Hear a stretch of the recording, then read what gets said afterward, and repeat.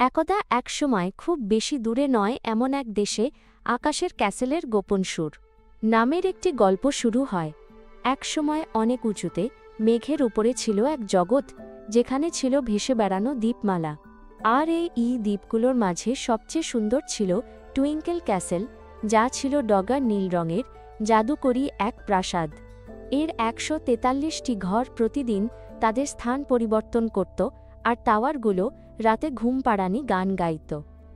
প্রাসাদের চারপাশের পরিখাটিতে জল নয়, ছিল তরল তারা আলো। অ্যানিয়া, যে রূপকথার গল্প ভালোবাসে আর ধাঁধা সমাধান করতে ওস্তাদ, আর লুইস, যে রাজা রানীদের গল্প শুনতে পছন্দ করে, তারা রোজ সকালে একটি ধাঁধা দিয়ে তাদের দিন শুরু করত।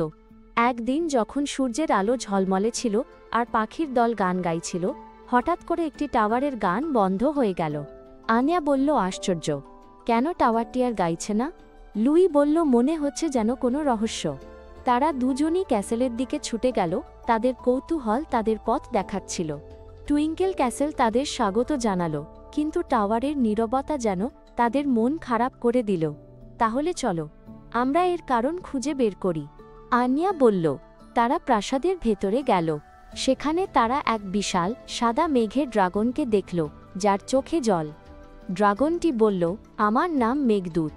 টাওয়ারের গান বন্ধ হয়ে যাওয়ার কারণে আমার চোখের জল ঝরছে। তারা আলো ধীরে ধীরে নিভে যাচ্ছে। কেন? কি হয়েছে? লুই জানতে চাইল। মেঘদূত বলল, ক্যাসেলের কোনো এক গোপন স্থানে কেউ একজন টাওয়ারের গান চুরি করেছে। আনিয়া বলল, তাহলে তো এটা একটা দারুণ রহস্য। চলো, আমরা এর সমাধান করি। তারা সবাই মিলে রহস্য সমাধানের জন্য প্রস্তুতি নিতে লাগল। প্রথমেই অ্যানিয়া তার ধাঁধার জ্ঞান ব্যবহার করে টাওয়ারের নীরবতার কারণ খুঁজে বের করার চেষ্টা করল। সে প্রাসাদের গোপন লাইব্রেরিতে গেল, যেখানে পুরনো সব বই রাখা ছিল। লুই রাজার গল্প ভালোবাসে, তাই সে রাজার রাজ্যের পুরনো ইতিহাস ঘেঁটে দেখল, যেখানে হয়তো কোনো সূত্র লুকানো আছে। অ্যানিয়া একটি পুরনো বই খুঁজে বের করল, যেখানে ক্যাসেলের জাদু সম্পর্কে লেখা ছিল। সেই বইটিতে একটি গোপন মন্ত্র ছিল, যা টাওয়ারের গান ফিরিয়ে আনতে সাহায্য করতে পারে। এদিকে লুইস পুরনো নথিপত্র ঘেঁটে জানতে পারল যে একসময় ক্যাসেলের আশেপাশে এক লোভী প্রাণী বাস করত, যে সব সুন্দর জিনিস চুরি করতে ভালোবাসত। হয়তো সেই প্রাণীই গান চুরি করেছে, লুইস বলল।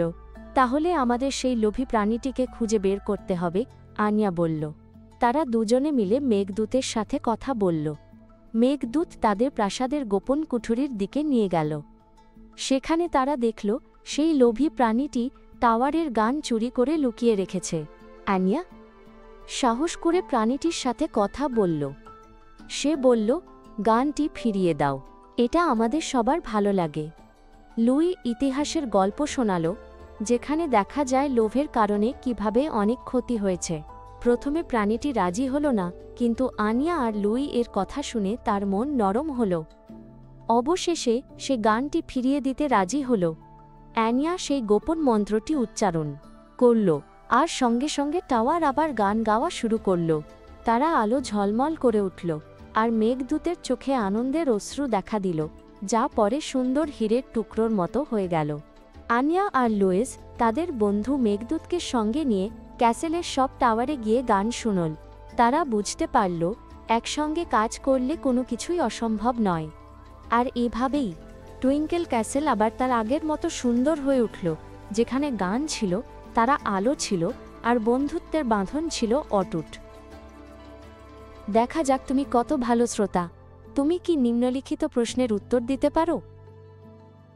কেন মেঘদূত দুঃখী ছিল?